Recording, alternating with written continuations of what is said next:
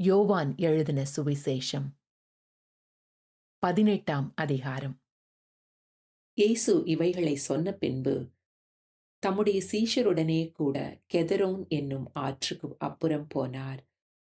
அங்கே ஒரு தோட்டம் இருந்தது. அதிலே அவரும் அவருடைய சீஷரும் பிரவேசித்தார்கள்.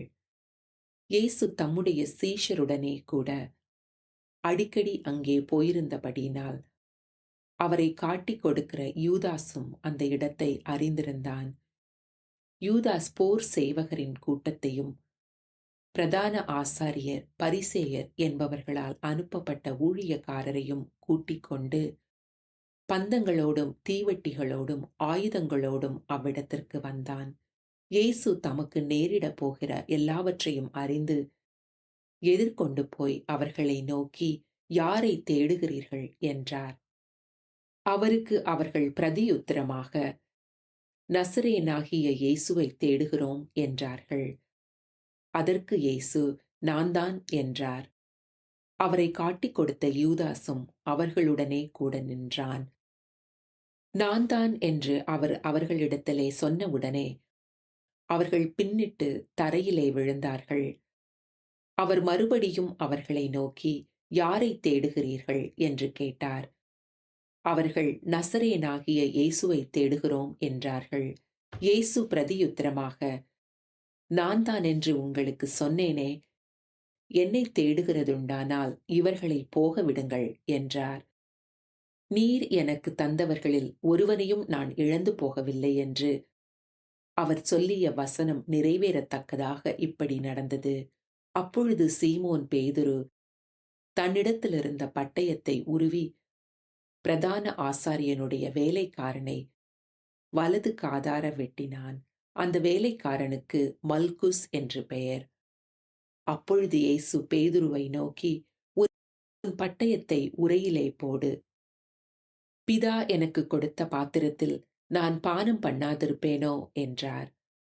அப்பொழுது போர் சேவகரும் 1000 போர் சேவகருக்கு தலைவனும் யூதருடைய ஊழியக்காரரும் இயேசுவை பிடித்து அவரை கட்டி முதலாவது அவரை அண்ணா என்பவனிடத்திற்கு கொண்டு போனார்கள். அவன் அந்த வருஷத்து பிரதான ஆசாரியனாகிய காய்பாவுக்கு மாவனாயிருந்தான். ஜனங்களுக்காக ஒரே மனுஷன் சாகிறது நலமாயிருக்கும் என்று யூதருக்கு ஆலோசனை சொன்னவன் இந்த காய்பாவே. சீமோன் பேதுருவும் வேறொரு சீஷனும் இயேசுவுக்கு பின் சென்றார்கள். அந்த சீஷன் பிரதான ஆசாரியனுக்கு அறிமுகமானவனாயிருந்ததினால் இயேசு உடனே கூட பிரதான ஆசாரியனுடைய அரண்மனைக்குள் பிரவேசித்தான். பேதுரு வாசல் அருகே வெளியே நின்றான். அப்பொழுது பிரதான ஆசாரியனுக்கு அறிமுகமானவனாயிருந்த மற்ற சீஷன் வெளியே வந்து வாசல் காக்கிறவர்களுடனே பேசி பேதுருவை உள்ளே அழைத்துக் கொண்டு போனான். அப்பொழுது வாசல் காக்கிற வேலைக்காரி பேதுருவை நோக்கி, நீயும் அந்த மனுஷனுடைய சீஷரில் ஒருவன் அல்லவா என்றாள். அவன், நான் அல்ல என்றான். குளிர்காலமானபடியினாலே ஊழியக்காரரும் சேவகரும் கரி நெருப்புண்டாக்கி நின்று குளிர்காய்ந்து கொண்டிருந்தார்கள். அவர்களுடனே கூட பேதுருவும் நின்று குளிர்காய்ந்து கொண்டிருந்தான். பிரதான ஆசாரியன் இயேசுவினிடத்தில் அவருடைய சீஷரை குறித்தும் போதகத்தை குறித்தும் விசாரித்தான். இயேசு அவனுக்கு பிரதியுத்தரமாக, நான் வெளியரங்கமாய் உலகத்துடனே பேசினேன். ஜெப ஆலயங்களிலும் யூதர் எல்லாரும் கூடி வருகிற தேவாலயத்திலும் எப்பொழுதும் உபதேசித்தேன். அந்தரங்கத்திலே நான் ஒன்றும் பேசவில்லை. நீர் என்னிடத்தில் விசாரிக்க வேண்டியதென்ன? நான் சொன்னவைகளை கேட்டவர்களிடத்தில் விசாரியும். நான் பேசினவைகளை அவர்கள் அறிந்திருக்கிறார்களே என்றார்.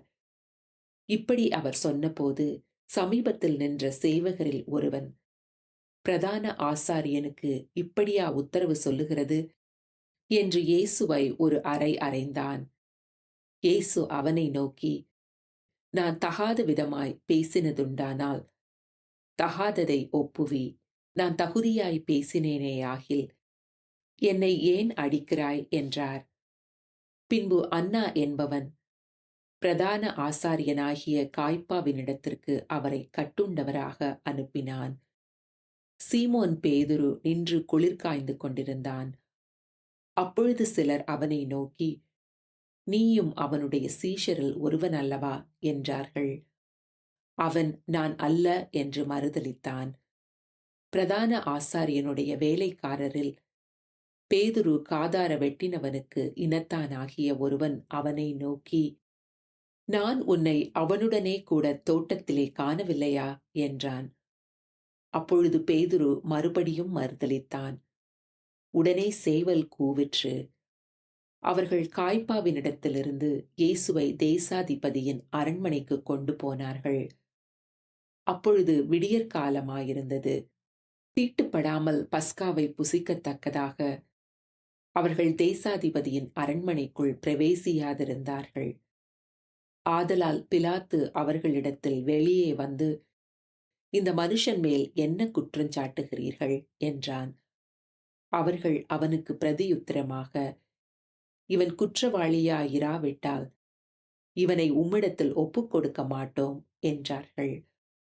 அப்பொழுது பிலாத்து அவர்களை நோக்கி, இவனை நீங்களே கொண்டு போய் உங்கள் நியாய பிரமாணத்தின்படி நியாயந்தீருங்கள் என்றான். அதற்கு யூதர்கள், ஒருவனையும் மரண ஆக்கினை செய்ய எங்களுக்கு அதிகாரமில்லை என்றார்கள். தாம் இன்ன விதமாய் மரணமாய் மரிக்கப் போகிறார் என்பதை குறித்து இயேசு குறிப்பாய் சொல்லியிருந்த வார்த்தை நிறைவேறத்தக்கதாக இப்படி சொன்னார்கள். அப்பொழுது பிலாத்து மறுபடியும் அரண்மனைக்குள் பிரவேசித்து இயேசுவை அழைத்து, நீ யூதருடைய ராஜாவா என்று கேட்டான். இயேசு அவனுக்கு பிரதியுத்தரமாக, நீராய் இப்படி சொல்லுகிறீரோ அல்லது மற்றவர்கள் என்னை குறித்து இப்படி உமக்கு சொன்னார்களோ என்றார். பிலாத்து பிரதியுத்தரமாக, நான் யூதனா? உன் ஜனங்களும் பிரதான ஆசாரியரும் உன்னை என்னிடத்தில் ஒப்புக் கொடுத்தார்கள். நீ என்ன செய்தாய் என்றான். இயேசு பிரதியுத்தரமாக, என் ராஜ்யம் இவ்வுலகத்திற்குரியதல்ல. என் ராஜ்யம் இவ்வுலகத்திற்குரியதானால் நான் யூதரிடத்தில் ஒப்புக் கொடுக்கப்படாதபடிக்கு என் ஊழியக்காரர் போராடியிருப்பார்களே. இப்படி இருக்க என் ராஜ்யம் இவ்விடத்திற்குரியதல்ல என்றார். அப்பொழுது பிலாத்து அவரை நோக்கி, அப்படியானால் நீ ராஜாவோ என்றான். இயேசு பிரதியுத்தரமாக, நீர் சொல்லுகிறபடி நான் ராஜாதான். சத்தியத்தை குறித்து சாட்சி கொடுக்க நான் பிறந்தேன். இதற்காகவே இந்த உலகத்தில் வந்தேன். சத்தியவான் எவனும் என் சத்தம் கேட்கிறான் என்றார். அதற்கு பிலாத்து, சத்தியமாவது என்ன என்றான். மறுபடியும் அவன் யூதர்களிடத்தில் வெளியே வந்து, நான் அவனிடத்தில் ஒரு குற்றமும் காணேன். பஸ்கா பண்டிகையில் நான் உங்களுக்கு ஒருவனை விடுதலை பண்ணுகிற வழக்கம் உண்டே. ஆகையால் யூதருடைய ராஜாவை நான் உங்களுக்காக விடுதலை பண்ண உங்களுக்கு மனதுண்டா என்றான். அப்பொழுது அவர்கள் எல்லாரும், இவனை அல்ல, பரபாசை விடுதலை பண்ண வேண்டும் என்று மறுபடியும் சத்தமிட்டார்கள். அந்த பரபாஸ் என்பவன் கள்ளனாயிருந்தான்.